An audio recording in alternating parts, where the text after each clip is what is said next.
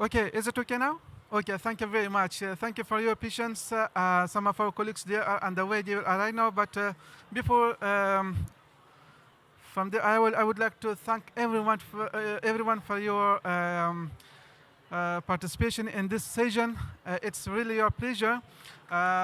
First, I will introduce the agenda, what we have here, and what we will be working on, and who will be the speakers and panel members. Before this, I would like to have a consent. The session will be recorded, and this record will be also available online in the live stream, and then it will be uploaded to the YouTube. Is it okay for everyone? Is it okay? Okay. Okay. Thank you very much. And basically, the first part of the agenda is a film that is recorded in Afghanistan. It is explaining how Afghanistan is vulnerable to climate change and what are opportunities and what are the main challenges that Afghan communities are facing with. It is a film from the rural communities, and then we will have presentations. We have two presentations from two different people. One presentation will be delivered by myself, basically key findings, what are happening in Afghanistan, what are climate crisis there, what are challenges, and what are the opportunities. And another presentation will be delivered by one of the international stakeholders, international organizations currently working in Afghanistan, and he will also explain what they are doing, what are the opportunities, and how they are working in Afghanistan. And then we will have a panel. The panel members, we have 5 panel members. Basically 4, one will be me, I will be moderating. So the panel members, everyone is from different areas of their expertises, and they will explain what are main challenges in Afghanistan and what are the opportunities, and how these challenges will be technically solved. And they will talk regarding this issue. And then we will have 15 minutes for networking, answer questions, ideas, and everyone can share their ideas, take part in the discussions, and then we will have a closing remarks. So now I will ask our technical team to play the film. Thank you. Afghanistan. This vast mountainous landscape, nestled in the Hindu Kush Himalayas, supports countless communities of Afghans who make their living off the land. But there is a silent crisis unfolding. As the world's climate changes, these very same mountains become a looming threat for the communities below. The sheer scale of the problem can seem overwhelming, but AfghanAid has been helping Afghans build their resilience for over 12 years. Initially by building huge defenses against the immediate dangers, and more recently by focusing down on the individuals within the community, strengthening productive livelihoods, which reinforces their ability to weather any storm.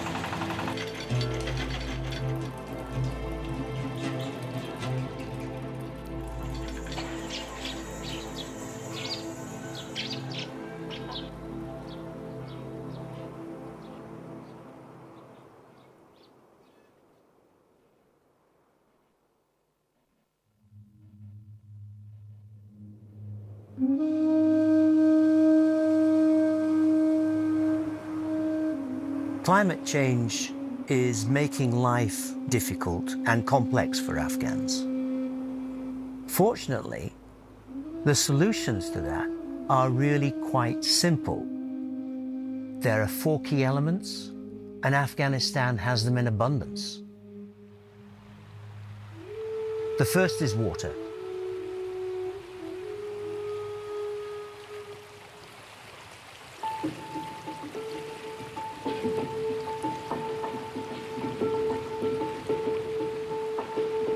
Basically, the climate crisis in Afghanistan is a water crisis. The farmers are inundated by floods during spring melt and during spring rains. Then later in the year we get dry spells and droughts, and people aren't able to grow enough food, their livestock aren't able to be watered. They have to sell them off, they have to kill them off. Over the past 20 years, we've gone from having typically 1 dry year in 4. We now have 3 dry years in 4. And in consequence, for the past 4 years, we've faced a food crisis where huge amounts of the population are being supported with food and cash. The only way out of this is to help farmers grow enough food. That means keeping water in the hillsides, making sure water's available to grow the crops that are needed and to water the animals.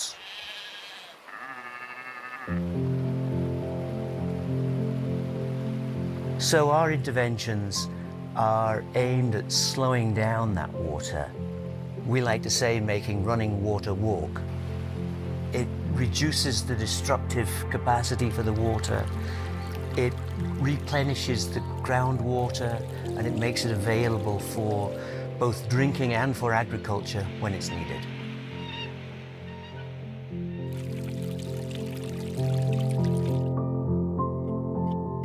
These interventions are so simple.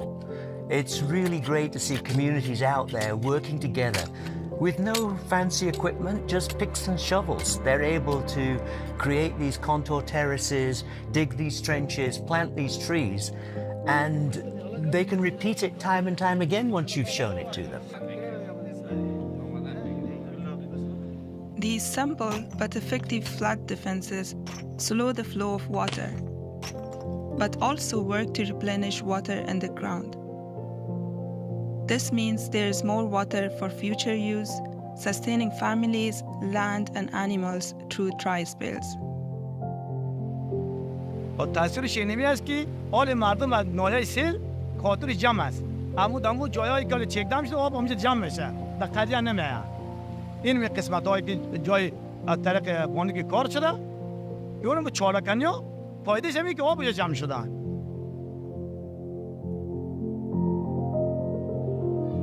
نمی چلو نمیشه. این ما که زیر یو میبونده. نمی یو با بالای نمینا یو اومد. ایونی که همی چلو را کنده. آل یو نمیاید. امی یو که می اگه میده بسیار کم میاید. امی اولیو میاید. اگر اولیو ای چلو نمی کنده، ای اولیو که وقت رفت گم شده بوده اینجا.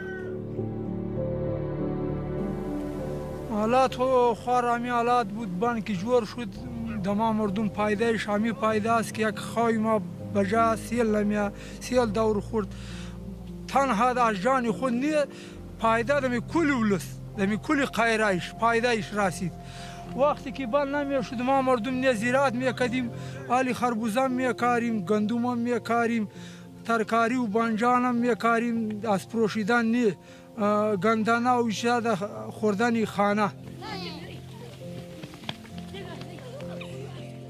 It really has a very profound effect on the communities, and you see them really taking initiative to be able to exploit that, growing new crops, extending their agricultural area, improving the weight and yield from their livestock. One really positive consequence of supporting farmers to replenish the water table is that we're seeing many cases of them investing in solar-powered pumps, which allow them to extract the water, to irrigate greater areas of their fields, to water their animals, and of course to provide drinking water for their families. اینمی سولار پمپ میقدر دما فایده کرده که یک وقت او از ولایت می اومد در جوبار روز 10 نفر سرش میکفید که او نوبت ماست. ولی هر کس خودش یک سولار داره او میبره بدون جنجال. صبح که تا شام 1 روپیه مصرف نداره. او این سیستم قطره شو که بیخی 1000% است. سابق که بود اینمیجا نیالا که شنونده بودیم ما مردم می آمدیم بسته از شورا نفرا جمع کردیم 100 200 نفر می آمدیم میگفتیم ده او پارت یک بشکه مینداخت یکیش دین بشکه نتیجه ما ضعیف بود مردم زیلا میشد زیلا که میشد میرفتن خانه حالی 44 تخت زمین است 40 جریب است هر کدوم در جریب از یک قیتک داره من که میرم یک قیتک چهلا میکنم 2 ساعت دیگه بقیه کار خودم میکنم بدون زندگی و خستگی یک تختش در 2 ساعت میشه و در 2 ساعت دیگه اعلام میکنم دیگه بسیار سیستم بالاست یک سابق اگه هوا ایت یک جوبار که اعلام میکنیم 5 متر جای همه شیشته میشد هوا همه ضایع میشد حالا تقریبا 4 تا 4 1 متر جای هر رقم هوا بگوین خاطر همه تو نام اساس بدون جنجال میته علف هم خوبش میشه و درخت هم.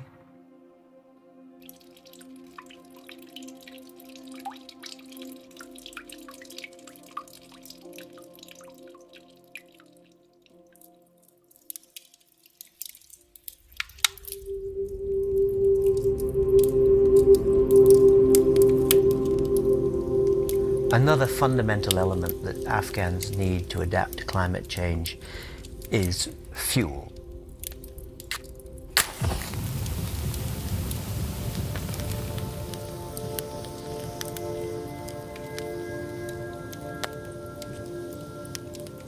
Once a beautiful patchwork of woodland and greenery, in recent decades, conflict and a need for fuel have meant that Afghanistan has lost 90% of its trees. AfghanAid works with communities to reforest and also helps to make sure trees stay in the ground. Where we're helping communities to plant trees in the rangelands, we've also got to make sure that they don't cut those for the fires, for cooking, for warming their homes. Women typically working in the home, cooking in the home, have to cope with very harmful smoke, same for their young children. So we're working with women in particular to produce what we call biobriquettes. These are blocks made from manure, from organic material, from twigs, whatever they're getting off the forest floor. And these are then used in their homes to cook and to heat.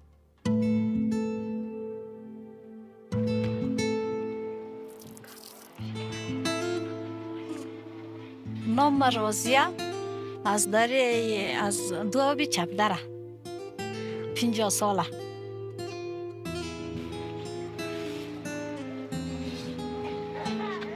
ارزانه دیگه مو زغال خریدن نمیتونی یعنی میره ترمای سال جر میکنی زمستان تو آتیش کدم میری یعنی فایدهش یا خانه مو گرم چای مو جش دیگ مو پخته دیگه این فایده داره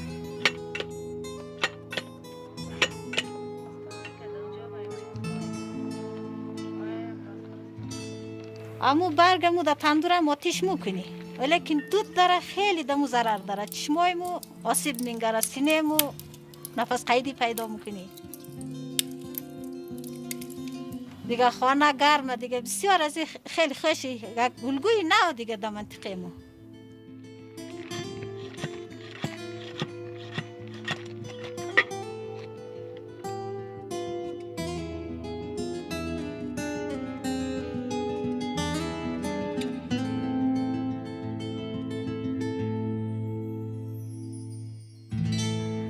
مو دیگه اینو میره درخت‌ها رو قطع نمیکنیم از برگ میزی استفاده میکنیم که همین درخت‌ها هم سرسبز میمونه خودمون هم صحت میمونی دیگه اینو دود نداره دیگه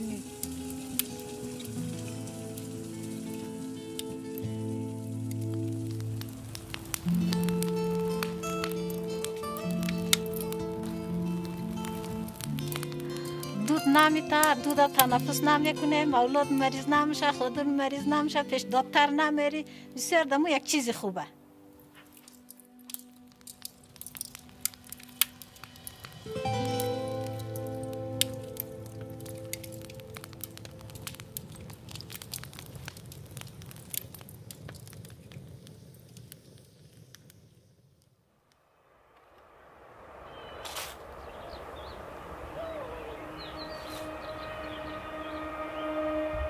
Afghanistan has a rich agriculture heritage that has sustained our people for millennia.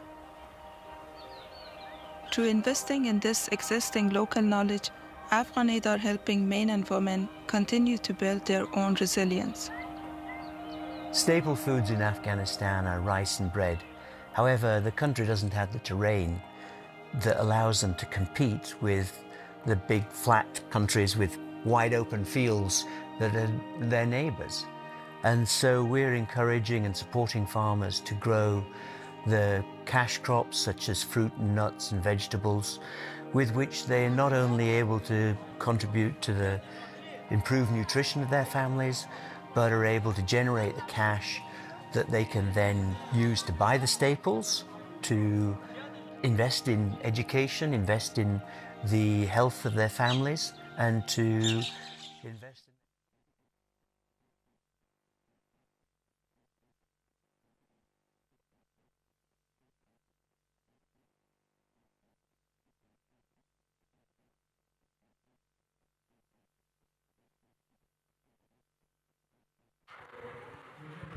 Yeah, thank you very much. I hope you enjoyed the film.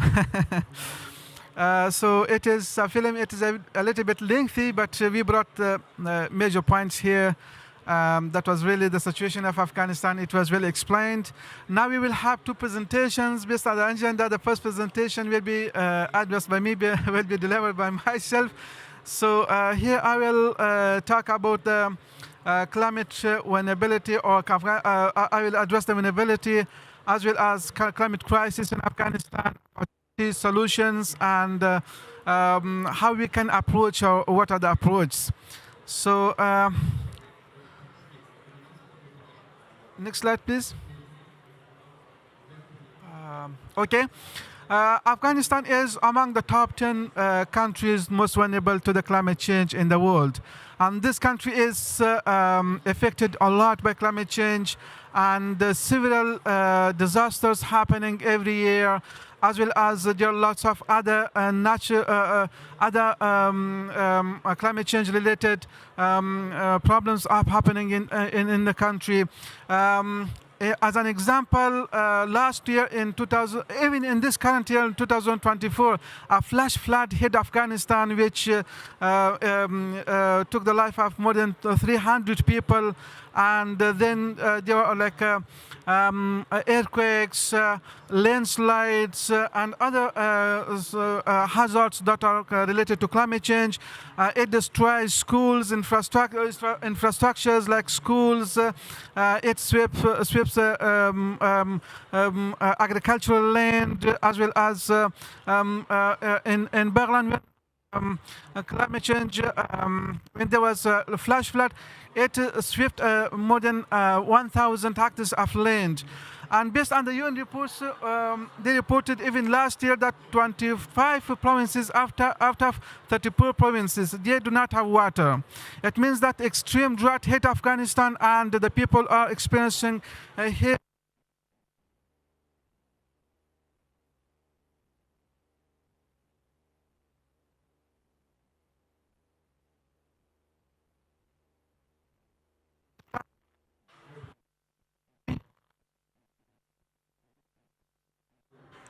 Yeah, do you hear me now? Okay, sorry. It's on the UN reports, 25 do not, and okay.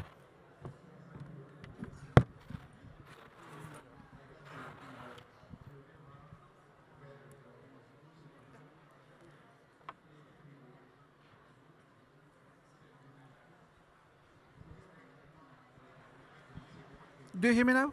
Okay, thank you very much. Based on the UN reports, they reported recently that among 10 people, only 2 people have access to clean water. It means among 10 people, 8 people will not drink clean water. And this report was recently published by UNICEF, which it was a big issue in Afghanistan, and many stakeholders, they are now working on how to find out clean water for Afghans. So, next slide, please. And Afghanistan people are struggling with access to clean water even in Kabul and other big cities. As before, I mentioned that while the UNICEF reported from 8 out of every 10 Afghan people, they do not drink clean water. There are some photos I brought here. The first photo is from one province in the southern part of Afghanistan that in spring season, actually the community people, they make a kind of hole and they collect this, the flood waters, and when there is flood in spring season or there is flood in the another seasons, they are collecting water in the holes, and in other season they are using the same water for their livestock as well as for themselves, even if they are drinking the same water. And this is another photo that the people from one photo, they are livestock, they are using this water, and in another photo we have people that they are drinking the same water and they are using for their home, like for their uses. And this is another photo that recently we had research in Kabul city, and in Kabul city we found out several places that the underground water is going down. And in this photo you see that people, they are carrying water even for 2 to 2 kilometers away. They are collecting water and bringing for their home uses. And in this photo, this was captured by me. It was a research when we were meeting with the people. We found out that before, 5 years ago or 10 years ago, the water was available in 20 meter or 30 meter, but now it is going down. Now it is not even available for 100 meter. And we found out that the communities, they were digging the well for more than 300 meter. They were dipping the wells. So it means that underground water is severely impacted in Afghanistan. And then we have natural hazards like floods, landslides, and earthquakes. UN reported that all 34 provinces of Afghanistan experienced some kind of natural hazards during 2024. And Afghanistan is prone to earthquake, specifically to earthquake, flash flood, droughts, landslides, and adventures. So here we have two photos. One is from a flash flood. I think sorry, change the slide. Here we have two photos. One is from landslide that happened in Afghanistan. It took the lives of several people and it hit several households and houses. And another photo is from a flash flood that happened in northern part of the country in Baghlan province, which destroyed houses, infrastructure, and took the life of more than 300 people. Yeah, another slide, please. Okay, another problem is a severe drought. As I mentioned before, that the drought is an extreme problem in Afghanistan. It is the only case that the people are now leaving their houses, their communities, and they are migrating to another provinces, another places. This drought significantly hit the lives of the people, especially agriculture. Well, there are reports that 80% of Afghan people, population, they have direct or indirect relation with agriculture. While there is extreme drought, while they do not have water for their agriculture, it means that they will experience extreme poverty, and they will have no income, and they will have no production, agricultural productions. So this problem will make them to make a displacement or to migrate to another location, another places. Here we have two photos from different places. One photo is from Farah, another photo is from Nemroz. And these two provinces, these were agricultural land where there was trees, there was like agricultural land, the people, they were crop, the people were getting productions, and they were producing like different kind of production, internal, external even. But now, while there is drought, while there is no water availability, now these communities, they migrated to another places internally, and they displaced internally and migrated to even another countries because of no water. You see, before the organizations and stakeholders, they were trying to find drinking water for agricultural water for communities, but now they changed their path. They want to find drinking water for the people. Now the agriculture is aside, and now they are trying to find the drinking water for those communities. Another slide, please. Okay. climate finance for Afghanistan. This is a very big issue now happening in our country. However, Afghanistan is among the top 10 countries, most vulnerable countries, and this country has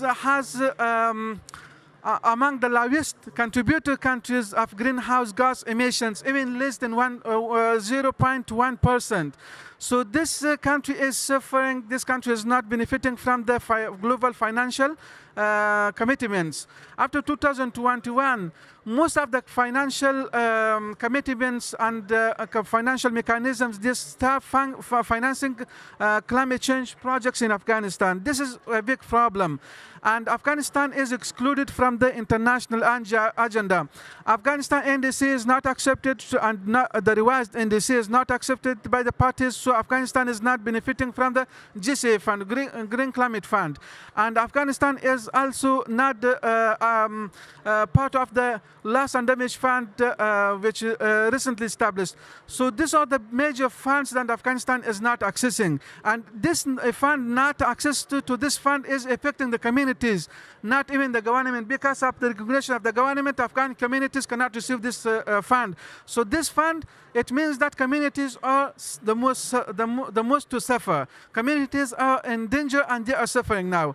And however, there were lots of development projects, but now after 2021, most of the development projects were stopped. The support, financial assistance was stopped by the donors, international organizations. But recently, in 2024, some of the projects restarted and some of the fund refinanced to Afghanistan. And now the stakeholders, like after 2021, most of the stakeholders, international organizations, they were focusing on humanitarian issues to fund humanitarian assistance in Afghanistan. But now they changed their path and now they are coming from humanitarian to development. It means the climate crisis are hitting Afghanistan. Now they will come to the climate change sector. This is a decision made by the global donors recently.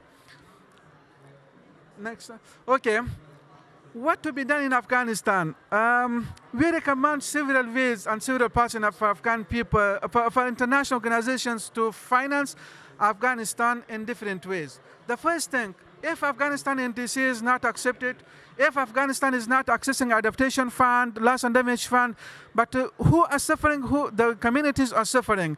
Who are most infected? The communities are mostly impacted by climate change. So in this case, it is important that if the communities consider working with the communities directly, if this loss and damage fund, adaptation fund, just if I would directly name these large funds, these are political funds and this should go to the governments. But since the government is not recognized, so we have different national and international platforms available in Afghanistan. And this fund can be forwarded to them. For example, in Afghanistan, we have consortium of NGOs. We have different associations of national NGOs and international NGOs. Instead, we have community shuras in communities, Maliks. Now the theme is a little bit changed. We have Maliks, wakils, they are leading communities, elected by community people. So this fund can go directly to the communities, not to the government. This is a pathway, can be a solution. And we have two plans. One is long-term plan, one is short-term plan. In long-term plan, we have big projects. If the big projects cannot be financed now, we have short-term plans. The short-term plans could be implemented. When we were coming to the COP29 conference, we visited lots of provinces. They were impacted. The community solutions are there. Communities are suffering. So in this case, the urgent need is required, or the urgent solution is required to enhance the resilience of those impacted communities. So this was my last slide. Thank you very much. I hope there was something in the film, and now we will give a chance to our other colleague who is working in Islamic Relief, and he is working in Afghanistan. He will provide his presentation. Thank you.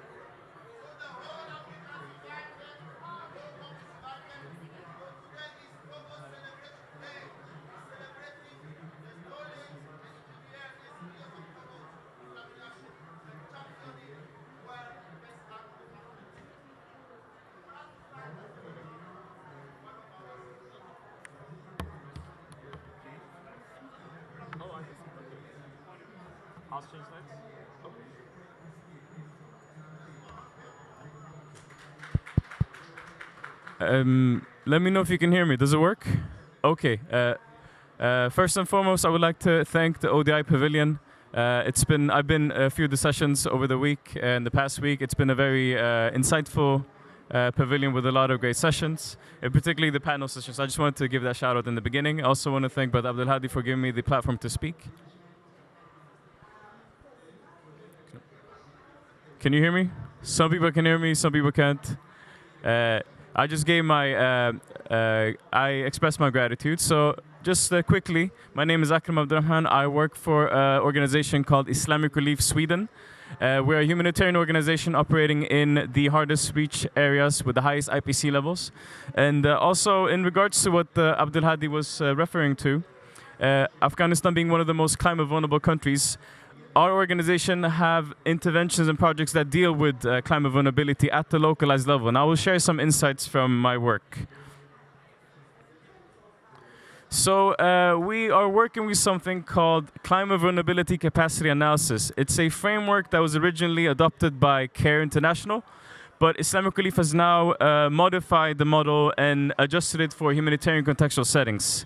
So it is a framework and a practical tool that can be used by local stakeholders, which is something that Abdul Hadi was mentioning, in a contextual setting like Afghanistan, where the climate finance is not channeling, and there's a big gap between government representatives and local communities and local organizations.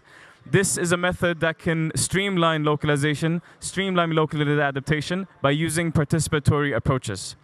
So in our case, the goal is to build capacity. I don't like the word capacity building because I think everyone can benefit from capacity building, but capacity sharing and capacity learning of country offices and also NGOs, government representatives, and local stakeholders. And the goal is to ensure that we have a streamlined CVCA approach. And we utilize the frameworks of the Paris Agreement and, of course, Sendai framework of disaster risk reduction. And the planned humanitarian response. So it's actually a multi-year, multi-country program in 4 countries: Ethiopia, Somalia, Pakistan, and Afghanistan. But I've highlighted Afghanistan because the goal is for us, and also for in the context of Afghanistan, to contribute with preparedness for climate vulnerable communities. In our case, we are focused in the 3 regions of Balkh, Bamiyan, and Nangarhar. And as we know, as Brother Abdul Hadi highlighted eloquently, there are many, many challenges when it comes to adaptation, streamlining climate finance, but of course also disaster risk reduction. And the way we have implemented the methodology is essentially, first and foremost, a community-based approach. You deal directly with the communities. It's workshops, it's formulating vulnerability matrix and hazard maps, that kind of approach. And then it's evidence-based advocacy and awareness streamlining, so that once you have the data, you can extrapolate that and share it with the local authorities, the National Environment Protection Authorities, and so forth. And last but not least, it's an integrated approach that deals also with ensuring that you have, let's say, the UN Food Security Cluster coordinators are also involved. And we try to have the Venn diagrams of climate adaptation, SDGs, and the Sendai framework for disaster risk reduction. And I have some contextual references to Afghanistan. This is my colleague Huzaifa Hilali's meeting with the National Environment Protection Authority in Balkh. So again, in order for us to streamline reducing climate vulnerability, you have to do it from an integrated approach. You have to work with the government representatives, you have to work with CSOs, you have to work with academia, you even have to work with private sectors, but of course the most important stakeholders that are vulnerable to climate change, such as small subsistence farmers and people in IDP communities. So we are dealing with workshops with stakeholders such as community and faith leaders, and finding the necessary data and information that the communities on the ground have identified for their climate adaptive needs, so that we can then integrate into their own localized community preparedness plans.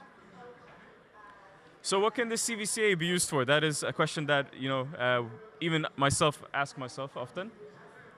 But here is an example from Panjshir in Afghanistan after flooding a few years ago. So as you can see, we have men who are carrying the livestock in light of flooding.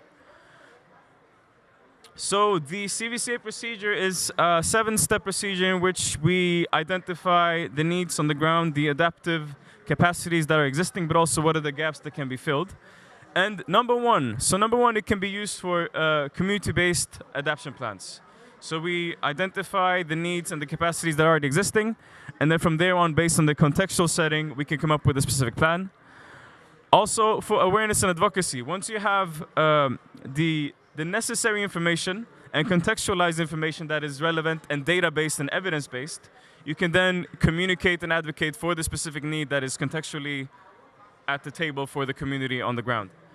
And last but not least, which is something that I focus on in my organization, and I believe other people here, such as Abdul Hadi's organization, you can utilize the information for projects and program design. So usually humanitarian organizations, when they do an intervention, they do something called needs assessment. They use baseline values.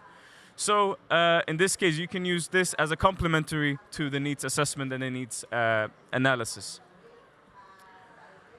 So this is just quickly how it's utilized. It's a frame, and this is how we have formalized the CVCA procedure. It's a thorough step that comes with an analytical framework as well. But basically, you define the scope, and then you meet with the community, and then you do the workshop exercises. So I can give you an example from the image that I showed you the other slide. So let's say a climate vulnerability capacity analysis on a rural community in Panjshir, where you meet with rural wheat farmers after flooding. So it might seem obvious when a flood might hit, but if you don't have a contextual understanding, there's going to be many, many gaps. So let's say we find out with the workshops on the with the wheat farmers that in addition to heavy, devastating floods causing death to livestock, death to human beings, we also might have seen through the data that increased soil erosion and additional livestock displacement. So with this data, we can come up with a specific contextualized DRR method to avoid and cope with impacts of future floods.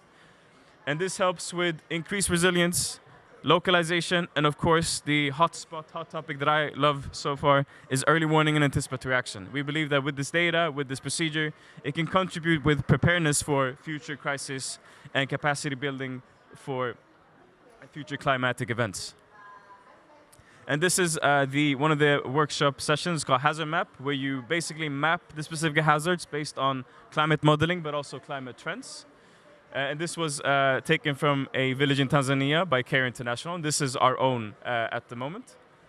And we also have something called the vulnerability matrix, where the community themselves, they will highlight which specific sectors, which specific infrastructure is vulnerable to what specific climatic events. They might say during a drought period, we are very, very vulnerable. Our agriculture is more vulnerable than, let's say, our businesses, for instance. And then you will rank them and come up with that analysis. And this is our colleagues in Afghanistan. It starts from our offices and meeting with NGOs and meeting with government representatives. And then from there on, having a gateway between communities on the ground, but also the relevant stakeholders as well. And this was example, this is me in the black cap with the blue dress. This was in Ethiopia. We met with an IDP community, climate-induced IDP community in Somali region, an IDP cell called Farburu in Gode. And now our colleagues are here working with the communities as well, and the local disaster risk management committee in drafting mock preparedness plans based on the data that the communities themselves are giving us. So when we met with, I was in an all-male group, they gave us few answers. We had colleagues that were in an all-women group, they gave us other answers. And then we had a mixed group, they gave us few answers. So we understand that depending on the context and the perspective, you will have specific adaptation needs for climate change. And with that being said, I would like to thank you so much and pass it over to the Abdul Hadi and the organizers. Thank you.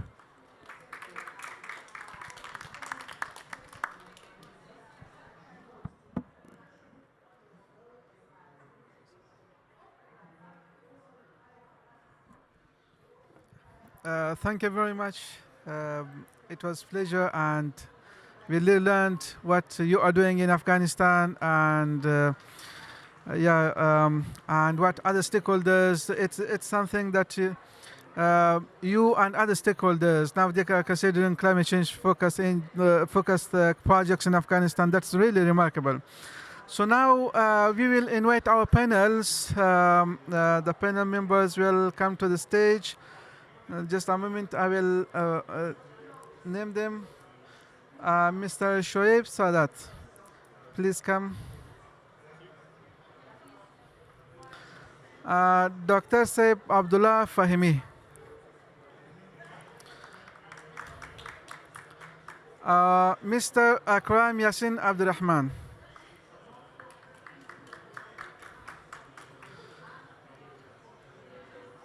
Dr. Giriraj Amarnath. I hope I spell your name well.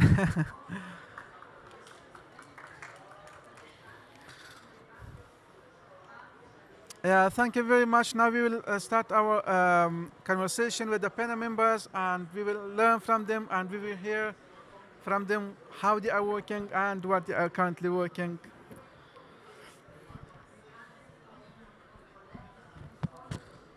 Yeah, thank you very much. Let me start with Mr. Shoaib Sadat, who is representing youth.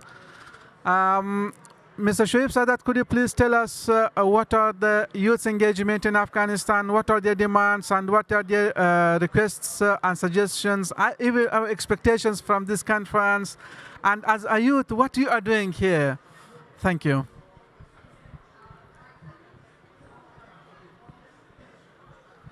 Thank you, Achakzai. I think I should remove my headphones.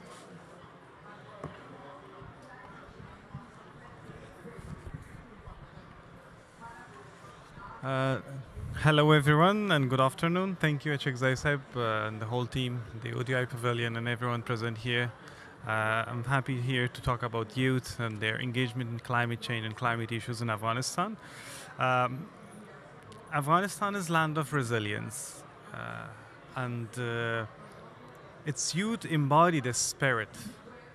We are one of the countries most vulnerable to this climate change, but despite years of conflict and different instability happening, youth still take action and are still on the front fight to fight the climate change. This shows their commitment. They're not only witnesses to what is happening and see the impacts of climate change, but also passionate advocates for bringing a change.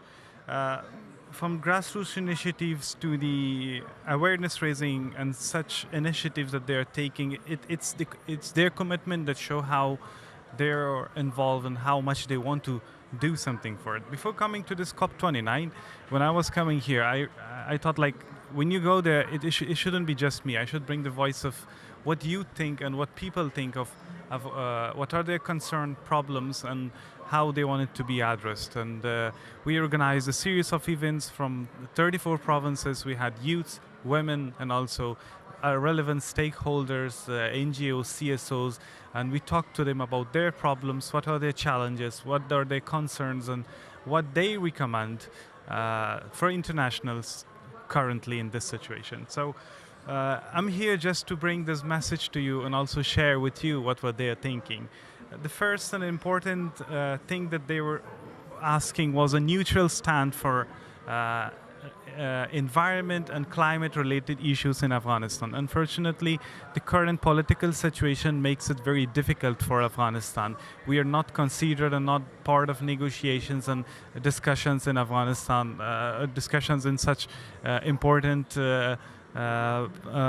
forums and conferences about Afghanistan. So the first thing that not just youth and all the community was requesting was that to not politicize this issue and let Afghans at least do something against the climate change. But when you are talking about the effects of climate change in Afghanistan, it's not just at the end of the day, people are suffering. Around 40 million people are living in Afghanistan, and this political situation is taking time. But climate change is something that's happening right now, and action should be taken. So it's important to act right now and do not politicize this issue. The second important thing that they were demanding was inclusion in international climate discussion, including conferences such as this COP. They want their voices to be heard, their ideas to be valued, and their unique challenges to be recognized. I see that among these around 72,000, how much people that they're coming to the COP. There are just few people from Afghanistan, and especially few representation of youth. So therefore, it's important to have them in such places. At least their voice should be heard, what they're their ideas, and that should be valued and it's important. The third important thing was call for capacity and capacity building programs in Afghanistan, which can help us to be more resilient to what's happening and have capacity within the country. Unfortunately, we see currently in this situation, there's lack of information and awareness within the country for the youth, not just youth overall, and this makes it very difficult to cope with the current situation. And we also have less opportunities for studying in this regard or going abroad on scholarships and things like that. And the standards are too high for Afghan youth that they cannot achieve those standards and get a chance to do this education on this issue. So this was very important. And also we see global solidarity. They ask for direct investment in youth-led projects and projects that are in favor of environment for Afghanistan and climate issues in the country. So overall, as I saw it, that Afghan youth are not seeking sympathy, but they are seeking opportunity. They are ready to act. They are ready to take action and be initiative, but there's restriction of resources, opportunity, and also their voices not being heard. So that's overall what they wanted, and what we want as youth in Afghanistan, to be involved in climate action and do something, because this is not just for Afghanistan where you involve youth in climate action. This is also something for the whole planet that we can protect. So that's it. Thank you. Thank you very much, Sadasaf, for your information. Dr. Raj, right? Okay. Since you are expert in disaster risk management as well as in climate resilience and climate planning, so I want to hear from you. You also work in Afghanistan in a very critical time. So Afghanistan is one of the countries which is suffering a lot, and there are lots of problems, especially in climate change. And now the situation is very good for climate resilience. So we would like to hear from you. What are your insights? Thank you. Thank you, first of all, for inviting International Water Management Institute for this important session. So I'm Giriraj Amarnath. The International Water Management is a member of a consultative group of International Agriculture Research. It is in briefly called CGIAR. Right? It's a global organization focusing on food, land, water, food system. And IWMI is one of the global organizations dedicatedly focusing on water management around the world. We have our headquarters in Sri Lanka, and we have presence in 15 countries. And unfortunately, we don't have office in Afghanistan, but we have nearest office in Uzbekistan and Pakistan. I had an opportunity to visit Afghanistan in early 2020 on the invitation of World Bank to set up the drought early warning system with the national partners in early 2020, and then we have to exit in June 2021. That's where the declaration of drought happened. So I just want to set the context where I am from Afghanistan. The presentations and the video were really eye-opening when it comes to climate shocks and the vulnerability. And when we were in the mission in Afghanistan, the main bottleneck of challenges was vulnerability data. Now, who needs the most when it comes to access to water distribution or water scarcity? You've spoken about out of 10 population, 2 only have access to clean water. Now, where do we get this data? Across the national level, when we have issues of flash flood, drought, and flood, etc. So the household data to collect on an annual basis is a very challenging topic. And unless we don't integrate early warning to early action, it is difficult to translate these publicly accessible information to make drought resilience or flood mitigation program in the country. So it all begins with the quality of data and the information that can help in food security outlook. Then we can talk about climate resilience strategy going forward, because the data is very, very fundamental. We do have quality IPCC climate change scenario data is available, but then that has to translate into sectoral planning as well. How does the next 50 years climate change is going to impact national policies in climate change or adaptation. You mentioned about NDC. You have the National Adaptation Plan. We need to translate at a sub-national level. Then we can talk about developing the risk management tools going forward. In terms of our partnership with the Afghan Meteorological Department, National Water Resource Center, we established this Afghanistan drought early warning system. But again, there were limitations of integrating in the cloud to credit cards and others. So we are looking at follow-up of how we can reach out to some donors to strengthen that early warning capabilities in the country, because early warning is a very prerequisite for shock responsive strategies to social safety net. You talked about drinking water. All the mobilized funds are required, providing dry ration for few months, providing fodder for animal. We have looked at if in Amudaria, if there is a snow deficit is there, how does it's going to impact the pastoral farmers? The pastoral farmers would have not only the crop damage, but also the livestock have to be sold out because there is no livestock, fodder is available. So you need to look at a whole system thinking here.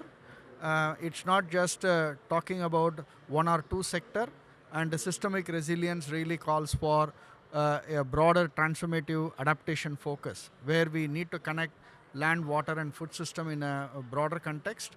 And then one of the key area we have advocated in Zambia is a lot of people talks about all this climate shock. The main focus of all this is to build resilience in the watershed or in the catchment level. What we call is a basin development plan. So we need to start from the broader scale, and then we can go out to the district, to the community level. We can't start everything from community and then talk about the national issues, right?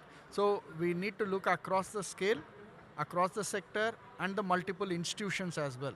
So that is where you can work together this framework and then prepare a climate risk management strategy that would really help in to prioritize country like Afghanistan to look not just for the next 2 years, but look at next 10 to 15 years. Building a long-term resilience cannot be just a shortcut method.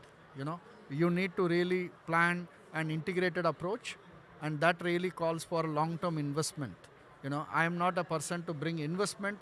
This is where the government and the donors would look into that, but we are more research for development organization.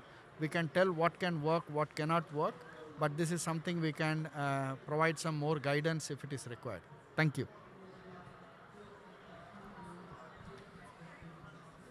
Thank you very much for your insightful points. It was really important. Now, Dr. Seb Abdullah Fahimi, you are a climate change and energy specialist. So, what are your insights regarding Afghanistan vulnerability to climate change? And now we have potentials in energy. What is the energy we can build, and the renewable energy can be built there, like hydropower, solar panels, as well as wind. What are your insights and recommendations for Afghanistan in this in your expertise area? Thank you very much. Thank you all also to the panelists who have spoken before me. At the moment, so I've been researching the context of Afghanistan since 2016 for 8 years now. At the moment, I work as a research fellow at the German Council on Foreign Relations, where I unfortunately do not have the role to prioritize Afghanistan as a context currently, but I have been studying the country for the past 8 years. And your question, you started with what are the climate risks? That's a very good question, because also as Dr. Amarnath mentioned, there is a lack of data, and we do not, we know what are the general problems that Afghanistan faces because of climate change, but we need to know, we need to have more data also on district level, on province, community, village level. The major risks are floods, droughts. Over the past, you also mentioned in your own presentation, over the past 20 years, the rate of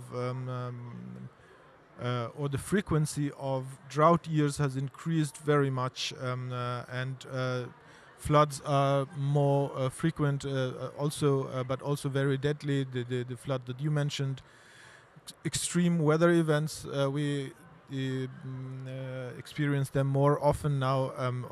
The temperature goes really high in the summer, but also in the winter you have really unexpected, like towards the end of winter, you have unexpected rain, which was not the trend before.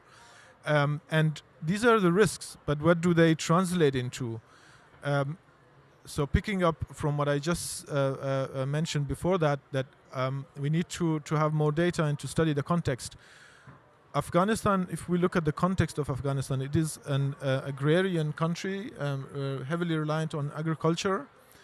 That means really droughts, floods, especially these two are just deadly for the economy and the community, because the people are reliant on this sector predominantly. 75% to 80% of the people are engaged in agriculture. You also mentioned the problem, also the other panelists, the problem of now the government not being recognized. I was really hoping that the representatives of the Taliban regime who are present here, I was hoping that they would be here and we could also engage with them. But this is a problem. But it seems like we all agree that we need climate action in Afghanistan. We need more climate finance in Afghanistan. If it is not going to go through the government, which the international community appears to follow this path, maybe we could search for other pathways. As you mentioned, community-based approaches, maybe engaging with communities. I heard from I've not had direct contact with the delegation or the people who have come here as observers. I've heard that some of the climate finance mechanisms, they want to in some way start engaging with local NGOs by either accrediting them and recognizing them as partners. But this is really this should pick up. Afghanistan, is, as you said, is the one of the most vulnerable countries to climate change, but at the same time it's also experiencing other crises. The deadly combination of conflict and climate change is something that only few countries, I mean there are around 30 countries, but these countries are in active warfare, active conflict. You do not see in so many countries intersecting with climate change and then both posing so much risk for people. I leave it there, but if there would be more questions on climate policies and how the international communities should engage with Afghanistan further, I'm happy to discuss more. Thank you very much, Dr. Saib Abdullah Fahimi, for your insightful information. Now, Mr. Akram, you delivered a very good presentation, and now you are as an international organization working in Afghanistan. We would like to hear from you. What are your lessons learned from your work in Afghanistan? And as an international organization, you are leading climate change focused projects from another countries, and you have national, international staff in Afghanistan. We would like to hear from you your lessons, your learned things, and your experiences in Afghanistan, especially in the current context. Thank you. Thank you so much. Is it audible? Okay, perfect. No, in addition to what our other panelists have mentioned, I would like to highlight I have been working in the Afghanistani context for the past few years now, and we have a country office based in Kabul, and then in the provinces, as I mentioned before, in Balkh, Bamyan, Nangarhar. And so in addition to, if I could just highlight on what Dr. Abdullah mentioned, we speak about Afghanistan being very climate vulnerable, but it's more than climate vulnerable, it's multi-layered, the risks. So for instance, if I can contrast to the Horn of Africa, I myself, I am of Ethiopian descent. So in Ethiopia, we usually have floods or drought primarily, and with the consequential effects. And then, of course, because of lack of climate resilient infrastructures, you have flash floods. Afghanistan, you also have heavy storms, as I think Dr. Abdullah mentioned, and we also had major disasters. We had an earthquake in end of 2023. So it's not just climate vulnerable. We have a multi-layered extra risk, you can say, in addition to history of conflict, the nexus of peace and instability. So our lessons learned, and of course with the gap of from the institutional side, the international side, with climate finance, lack of mainstreaming to the national adaptation plans and so forth. The lessons learned that it is hard, and I think Brother Shaib mentioned as well, the capacity as well is needed. And I think your film highlighted with the examples of the women doing the organic for household cooking. We need more of that. And who will fill that void? Is it the institutional donors? Is the international organizations, the country offices? I think for the local communities, and I would be happy to sort of engage after this panel so that we can see how my colleagues in Afghanistan can sort of join forces. But that's also lessons learned, and also and I think it's already been highlighted. But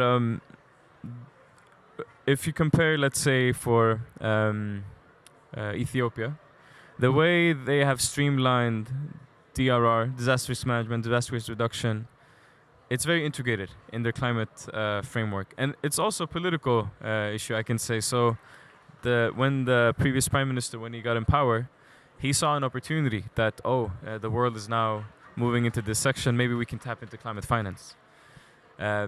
Whereas I think the mainstreaming that awareness in the public sector in Afghanistan, there's still a lot of room for awareness raising and mainstreaming.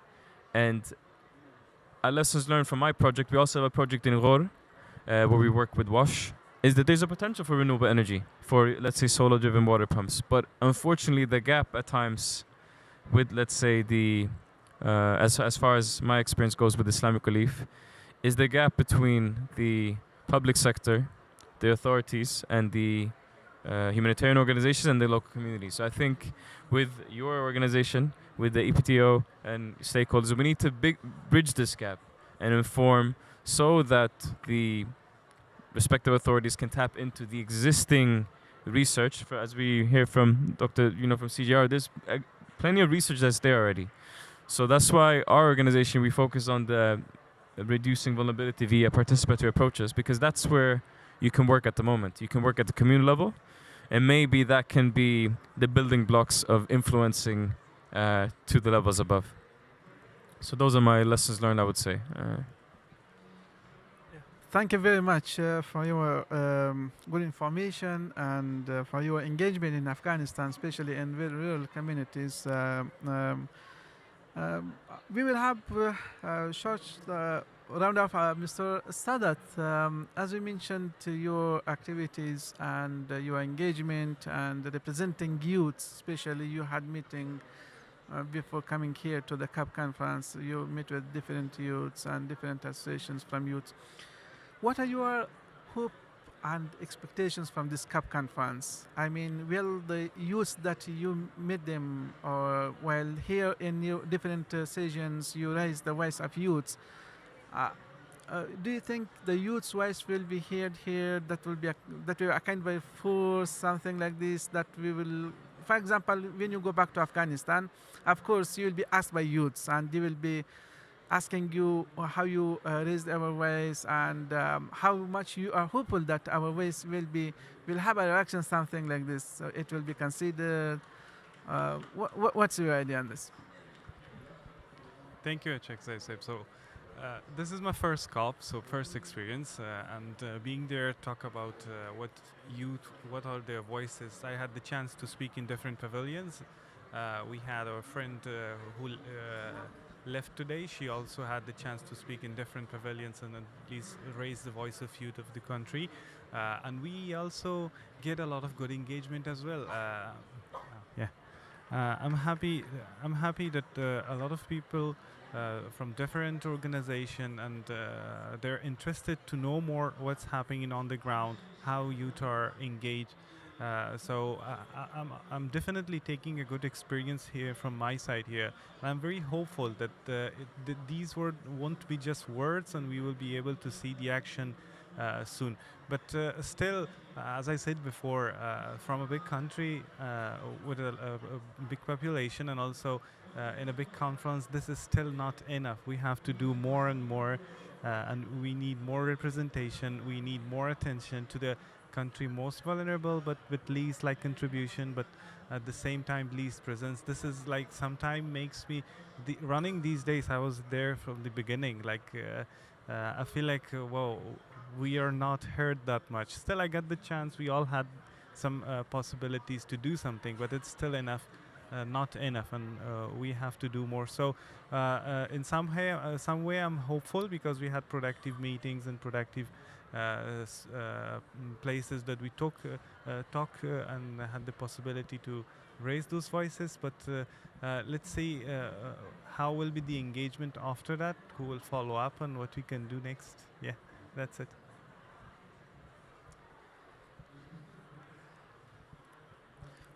Thank you very much, Sadat Saif. We have, the time is running out. Dr. Gerard, you talked about the issues happening in Afghanistan, especially water management. That is a big issue in Afghanistan. We have water, but not managed correctly. And you also talked about the policies, strategies, and climate risk strategy, especially. What do you think climate risk strategy? Well, the government should start, or there's no any other option. They could start from the communities, right? While they are developing. What is your insights, specifically, on climate risk strategy development? Thank you for that question. As we talk about water, too much or too little water is a problem. We get sometime too much water like flash flood, or too little water is your drought. That's where the water scarcity comes. I think it cannot be just leaving the entity to some individuals or community. It should be a whole of a society approach has to be looked at.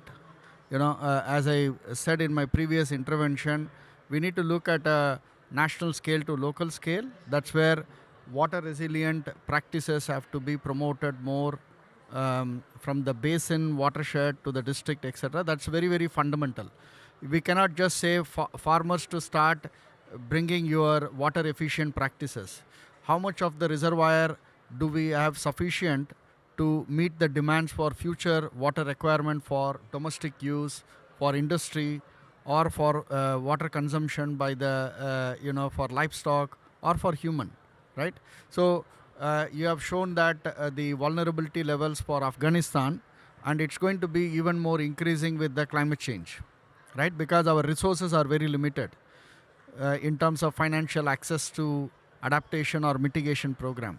So we need to begin in a more broader perspective. Climate risk management, when I say we need to invest more in climate preparedness, in terms of risk assessment, in terms of policy planning. More importantly, there are so many policies are there in the country, anywhere in the world, not just Afghanistan. But how do you bring a more coherent policy? Coherent policy in the sense, how does the Ministry of Agriculture, Livestock, Fisheries, Horticulture, Tourism, Energy sector, all have to come with an integrated thinking. Otherwise, what happens? We allocate budget to each ministries. And then each ministry will think only in their domain of interest. But then we need to bring a more transformation for which all the multi-sectoral focus has to start. So the preparedness budget for disaster risk management is very crucial. And then we talk a lot of the funds are available in the emergency time. Somebody provides relief fund, somebody provides a very limited resources. Emergency funds are very limited.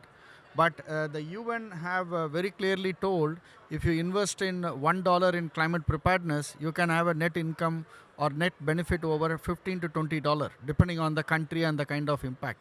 So let's start thinking, in the risk management, more preparedness, emergency focus should be moderated, and also more towards the rehabilitation recovery. So you need to have all those institutions, the available resources across those pillars to make sure that the country like Afghanistan will be more resilient in future course of climate change vulnerability and its impact going forward. Thank you. Thank you very much for your information, really insightful and important technical information. Dr. Saif Abdullah Fahimi, you mentioned about data is not available in Afghanistan. That's correct. It is a big problem, and most of the data is from even more than, I would say, before 2025, 2015, 2018. It is a problem that update data is not available. What do you think? Well, there is no data, and the policy is policies of Afghanistan. If that is adaptation policies, mitigation policies, anything that are not updated. In current situation, what is the pathways? What are the alternative options? And while you conducted several research and you were involved in climate change issues in Afghanistan while you were doing research, like for research, what are your recommendations? What are alternative options that they can use, especially while the data is not there, updated data, if the policies are not updated? What specifically you were doing, like while you were conducting the research? Thank you very much. I think the message that I want to give here is very clear, that we should not, or the international community should not leave anyone behind, leave no one behind. That means 40 million people in Afghanistan, and that means 200 million now living in areas beyond state control. So if you do not recognize a state, a government, you cannot justify, holding off funding for climate change, because you do not recognize the government in Afghanistan. And I think the international community must engage. I mean, we are talking about, in this COP, we are talking about moving from billions to trillions, and from 2020 we should have received, not Afghanistan, but in general the global south countries, 100 billion every year. And I wonder how much of that went to Afghanistan, because there were only, when I was doing my research, my dissertation, there were only around a dozen and a half projects through the multilateral funds, the GCF, GEF, Adaptation Fund, very recently. But all of these projects, around 20 or so projects, were put on hold when the Taliban came to power in 2021. And except one or two projects, all of them are still on hold. They need to be resumed, and work must be started there. So more concretely, you can work on the agriculture sector, you can work on the energy sector. For example, if we just go into energy, I could talk for hours. If you just look at the energy sector, there is deforestation in Afghanistan. Why is it such a rapid and fast deforestation? It's because people don't have access to energy. They need something to warm their homes, to cook, and they go to the forest to cut trees. So everything is connected with everything. The deforestation problem, the agriculture problem, the energy system. Afghanistan has 300 sunny days in 1 year, and the country where I live now, in Germany, there are 180 days of sunny days in a year, and compared to that, the radiation, the number of sunny days in Afghanistan, you could produce gigawatts of energy and even export. I mean, let's forget about exporting, but just to meet the needs of the people. So even if the international community, for very good reasons, also, I mean, looking at the Taliban's policy of excluding women from every aspect of public life, even if the international community do not want to engage with the Taliban, do not work with the Taliban, they can work with the people, with the communities, with the local NGOs, and implement these projects. We had really good, successful example from the 20 years when the international community was present in Afghanistan, and they implemented this community-based project called National Solidarity Program. In this program, the communities defined their own projects, and then the funders gave the budget to implement. You can go to communities and ask them, what do you need? Do you need a dam to produce electricity? Do you need an irrigation system for your field, crops, everything? There is really a lot that can be done, and my message is that we should really not leave anyone behind. Thank you very much, Fahim Issa, for your clear message and good points. Of course, that's an issue.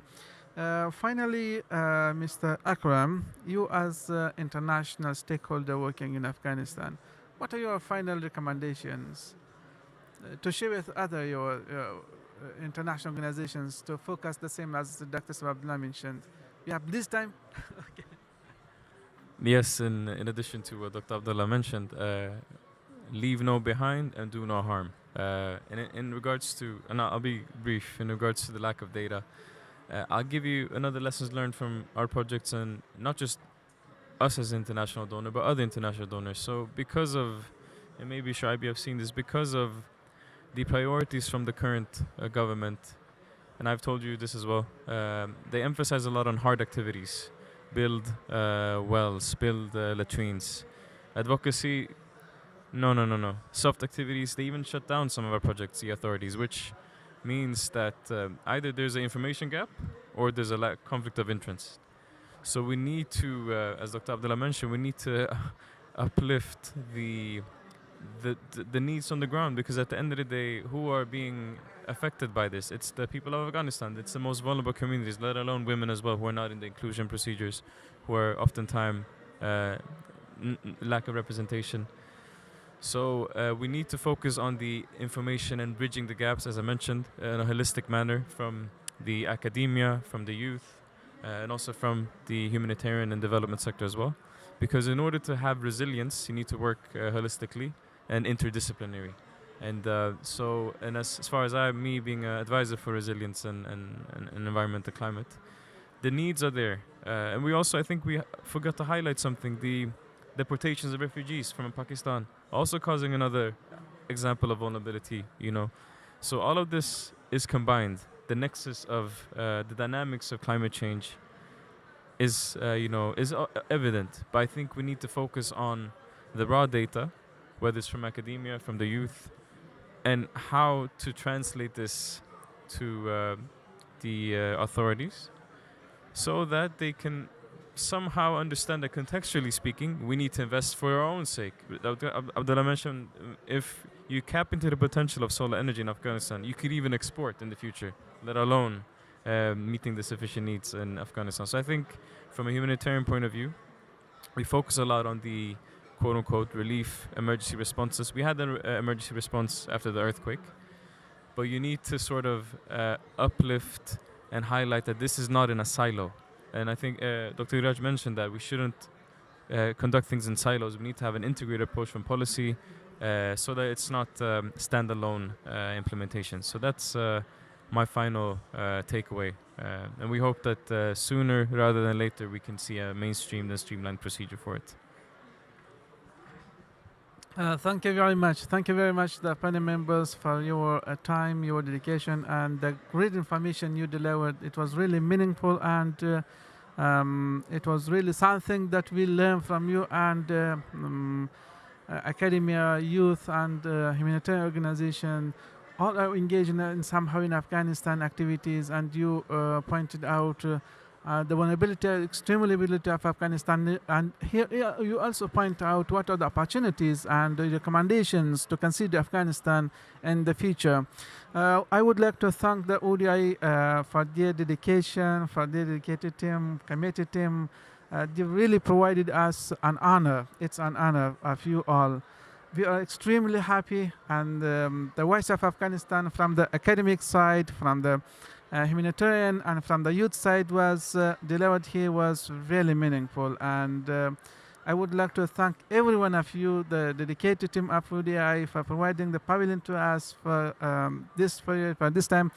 So now we will have, if there was any question and the panels are here, you can ask them in the introduction or in the networking. We will have a networking, and the session is finished. I'm sure you will have another session.